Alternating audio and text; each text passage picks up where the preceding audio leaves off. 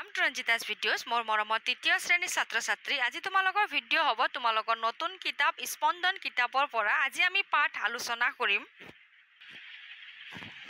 অধ্যায় 4 যোগাযোগ পাঠ 1 মোবাইলৰ বিলৈ মৰমৰ ছাত্ৰ-ছাত্ৰী অধ্যায় 3 লৈকে পাঠ আলোচনা কৰা ভিডিঅ' মোৰ চেনেলত আছে তোমালোকে চোৱা নাই যদি চাই ল'ব পাৰিবা পাঠ 1 মোবাইলৰ বিলৈ পাঠৰ আটাইবোৰ ক্ৰিয়াকলাপ আলোচনা কৰিম ইয়াত প্ৰথমতে পঢ়ি শুনি লম কি দিয়া হৈছে আগৰ দিনত মানুহে নিজে গৈ বা আনক পঠিয়াই যোগাযোগ ৰক্ষা কৰিছিল তাৰ পাছত চিঠি পত্ৰ টেলিফোন আদিৰে যোগাযোগ ৰক্ষা কৰিছিল সময় আগবঢ়াৰ লগে লগে বিভিন্ন আধুনিক আহিলা বা সঁজুলি আহিল ইয়াৰ জৰিয়তে দূৰ দূৰণিৰ লোকৰ সৈতে কম সময়তে যোগাযোগ কৰিব পাৰি এদিন তেনে কিছুমান সঁজুলিয়ে লগ লাগি কথা পাতিছিল সিহঁতে বাৰু কি কথা পাতিছিল পঢ়ি চাওঁ আহা এতিয়া আমি পঢ়ি চাম কি কথা পাতিছিল এটো নিশ্চয় গম পাইছা টিভি ৰেডিঅ' আৰু মোবাইল ফোন নিশ্চয় চিনি পাইছা এতিয়া চাওঁচোন কিনো কথা পাতিলে পঢ়া নাটিকাখনৰ আৰম্ভণিতে মঞ্চৰ আৰ কাপোৰখন জাপ খাই থাকিব তাৰ পাছত লাহে লাহে মুকলি হ'ব মানে নাটক দেখিছানে তোমালোকে মঞ্চত নাটক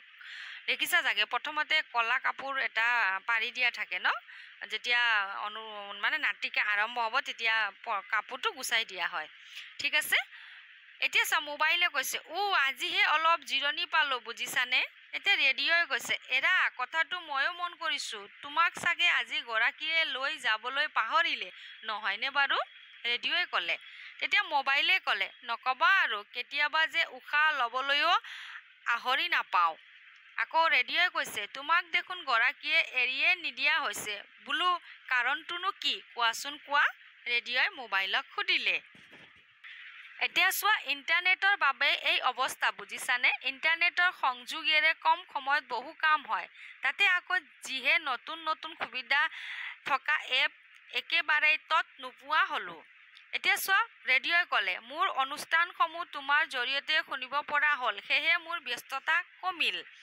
আকৌ টেলিভিছনৰ প্ৰৱেশ আকৌ তাত বেলেগ পাত্ৰ আহিলে প্ৰৱেশ বুলি কোৱা হয়নে টেলিভিছনে প্ৰৱেশ কৰিলে মানে টিভিয়ে প্ৰৱেশ কৰিলে তোমালোকক যে লগত লৈ নুফুৰে সাৰি গৈছা মোকতো এৰিয়ে নিদিয়ে বুলি মোবাইলে ক'লে তেতিয়া টিভিয়ে ক'লে অথবা টেলিভিছনে ক'লে ঠিকেই কৈছা তুমি মোক লগতো নিনিয়েই বহুদিনলৈ আকৌ খুলিয়ে নাচায় বোলে হয়ও আজিকালি মানুহে টিভি নাচায় মোবাইলে চায় হয়নে নহয় টিভিয়ে কৈছে এতিয়া চাওঁ ৰেডিঅ' ইয়াত আছে বাৰু ৰেডিঅ'ৰ এতিয়া পাল হোৱা নাই চাগে এতিয়া চাওঁ কি কোৱা হৈছে এতিয়া হয় দিয়া আজিকালি তোমালোকৰ কামবোৰো ময়ে কৰোঁ বুলি মোবাইলে ক'লে আকৌ টেলিভিছনে কি ক'লে আগতে আমি কিমান যে কাম কৰিলোঁ কত গান নাটক বাতৰি শুনালোঁ এতিয়া আকৌ আমিয়ে লাগি হ'লোঁ আকৌ মোবাইলে ক'লে কথা পতা নাচ গান খেলা ধূলা দেখা শুনা এইবোৰতো আছেই খবৰ পঠিওৱা খবৰ লোৱা আদি কামো ময়ে কৰোঁ মানে মোবাইলে বহুত কাম কৰে বুজিছা কৈ আছে এতিয়া টেলিভিছনে ক'লে এৰা কিনো কম আজিকালি আমাৰ লগতো কিছুমান এপ ভৰাই লয় এইবোৰৰ জৰিয়তেও ঢেৰ কাম কৰে বুজিছা বুলি ক'লে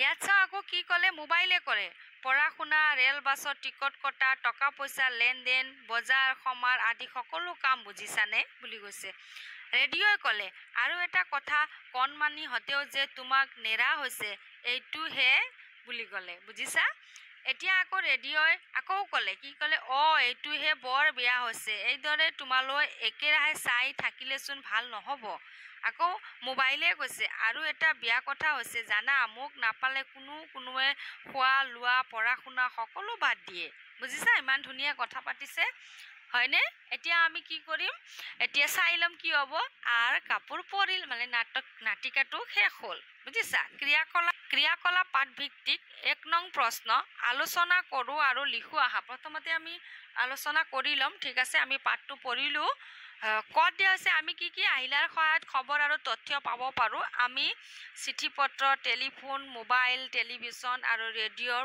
আহিলাৰ সহায়ত আমি খবৰ আৰু তথ্য পাব পাৰোঁ ঠিক আছে আগতেতো চিঠি পত্ৰ টেলিফোনৰ জৰিয়তেওতো খবৰ আৰু তথ্য পঠোৱা হৈছিলে আমি কি কামত মোবাইল ফোন ব্যৱহাৰ কৰোঁ আমি মোবাইল ফোন কি কামত ব্যৱহাৰ কৰোঁ আমি পঢ়ি আহিছোঁ জানানে এইটো হ'ব তোমাৰ উত্তৰ ইয়াতে আছে পঢ়া শুনা, ৰেল বাছত টিকট কটা, টকা পইচা লেনদেন, বজাৰ সমাৰ আদি হয়নে আদি কামত মোবাইল ফোন ব্যৱহাৰ কৰোঁ। এতিয়া চোৱা হয় দিয়া আজিকালি তোমালোকৰ কামবোৰ ময়ে কৰোঁ। এইষাৰ কথা কোনে কৈছিল আমি পঢ়োতে পাইছিলোঁ। মই ইয়াত চোৱা উত্তৰ হয় দিয়া আজিকালি তোমালোকৰ কামবোৰ ময়ে কৰোঁ, মোবাইলে কৈছিল। উত্তৰত মোবাইলে কৈছিল লিখিব লাগিব। মই লিখিয়ে ৰাখিছোঁ, মই দেখাম তোমালোকক উত্তৰ। ঘৰত দিয়া আছে 10 নম্বৰ সংলাপটো কোনে কাক কৈছিল। 10 নম্বৰ সংলাপটো কোনে কাক কৈছিল মই লিখিছোঁ।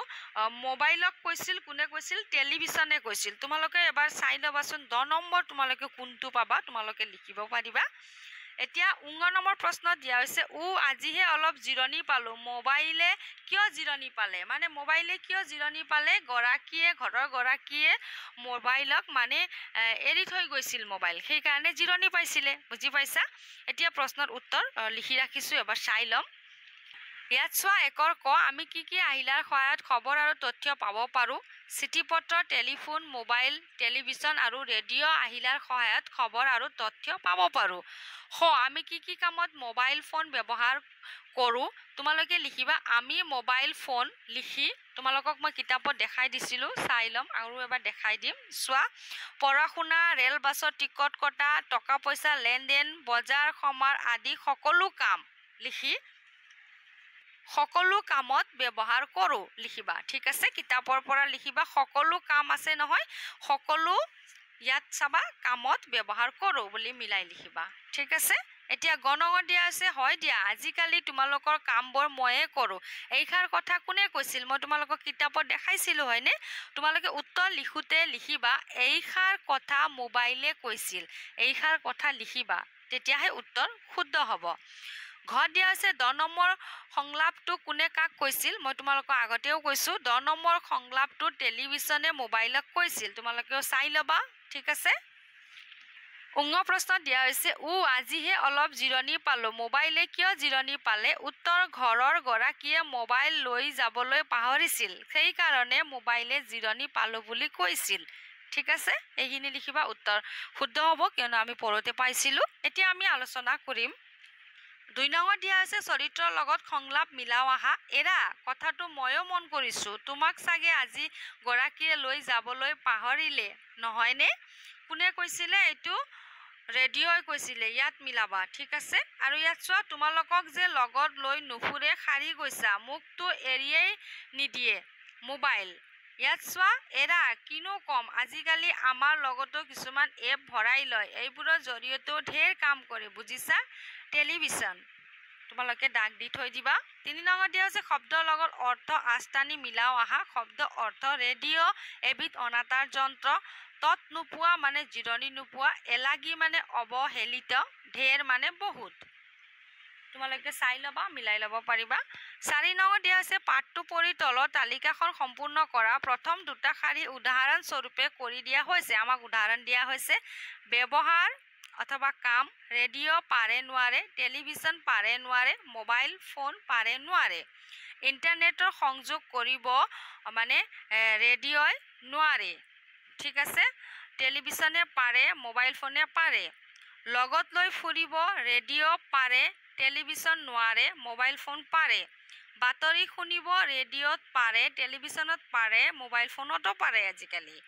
চলচ্চিত্ৰ চাব, ৰেডিঅ'ত চলচ্চিত্ৰ চাব নোৱাৰে হয়নে, টেলিভিছনত পাৰে আৰু মোবাইল ফোনত পাৰে। বাৰ্তা পঠিয়াব ৰেডিঅ'ত পাৰি হয়নে, আমি বাতৰি চাতৰি পঠোৱা অথবা কিছুমান অনুষ্ঠান থাকে যেনেকৈ বাৰ্তা পঠাই দিয়া হয়। ঠিক আছে। টেলিভিছনত পাৰে, টেলিভিছনতো পাৰে বুলি লিখিব পাৰা। মোবাইল ফোন পাৰে। ঠিক আছে। 3টা পাৰে দিছোঁ, তোমালোকে বিদ্যালয়ত নিজৰ শিক্ষক আৰু শিক্ষয়িত্ৰীৰ লগত আলোচনা কৰিহে লিখিবা। ঠিক আছে।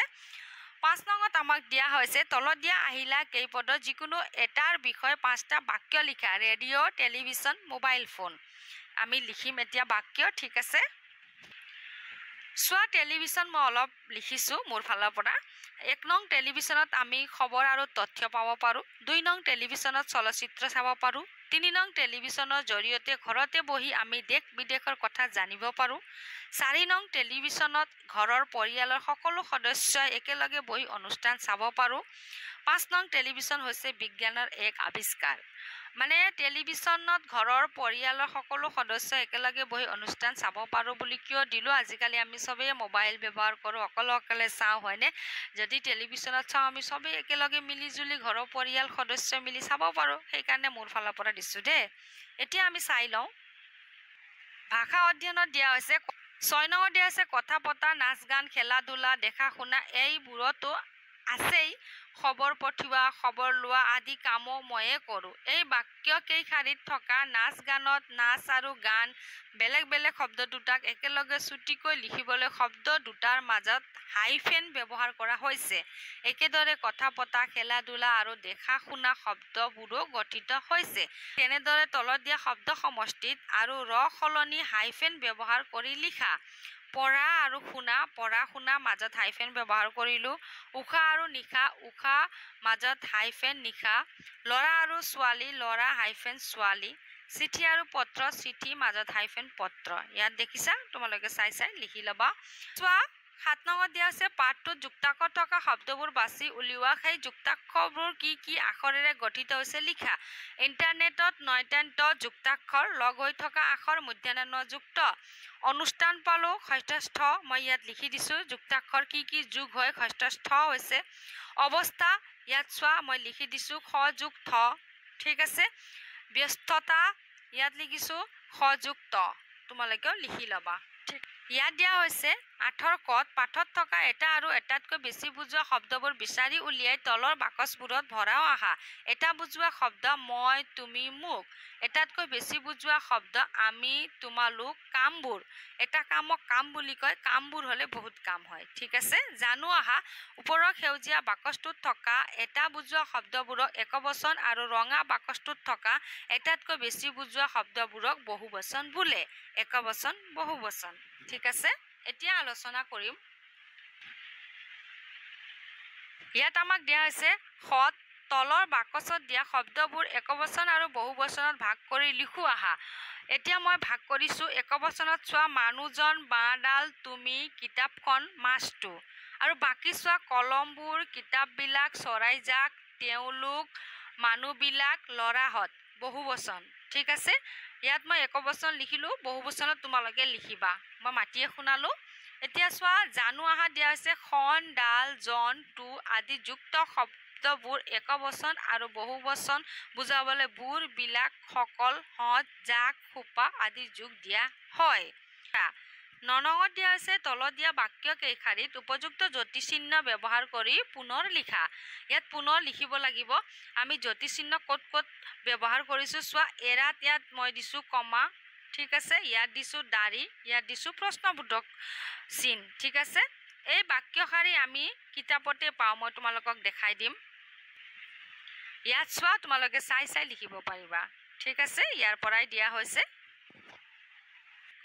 ইয়াত চোৱা কিছুমান শব্দৰ বানান একাধিক ধৰণে লিখিব পাৰি তলৰ শব্দবোৰ আৰু কিদৰে লিখিব পাৰি চাওঁ আহা মোবাইল চোৱা মোবাইল ৰেডিঅ' টেলিভিছন ঠিক আছে বানান দেখিছা আৰু ইয়াত চোৱা কি দিয়া হৈছে জ্ঞান সম্প্ৰসাৰণত দিয়া হৈছে আলোচনা কৰোঁ আৰু লিখো আহা 10 নঙত ক মোবাইল ফোন নাথাকিলে আমাৰ কি অসুবিধা হ'ব বুলি ভাবা তোমাৰ কি অসুবিধা হয়নো মোবাইল ফোন নাথাকিলে মই লিখিছোঁ উত্তৰ চাই ল'ম তোমালোকে উত্তৰত লিখিবা তথ্য লাভ কৰিবলৈ অসুবিধা হয় কিয়নো আমি তথ্য লাভ কৰিব নোৱাৰিম নহয় মোবাইল নহ'লে হয়নে তথ্য লাভ কৰিবলৈ আমাৰ অসুবিধা হ'ব অথবা কোনো কাম অতি সহজে কৰিবলৈ অসুবিধা হ'ব হয়নে সময় লাগিব পঢ়া শুনাত অসুবিধা হ'ব দেশ বিদেশৰ কথা জানিবলৈ অসুবিধা হ'ব বুলি ভাবো মানে কি অসুবিধা হয় তুমি তোমাৰ ফালৰ পৰা লিখিব পাৰা যে কি অসুবিধা হয় মোবাইল ফোন নাথাকিলে মই এইবিলাক লিখিলোঁ মোবাইল ফোন নাথাকিলে তথ্য লাভ কৰিবলৈ অসুবিধা হ'ব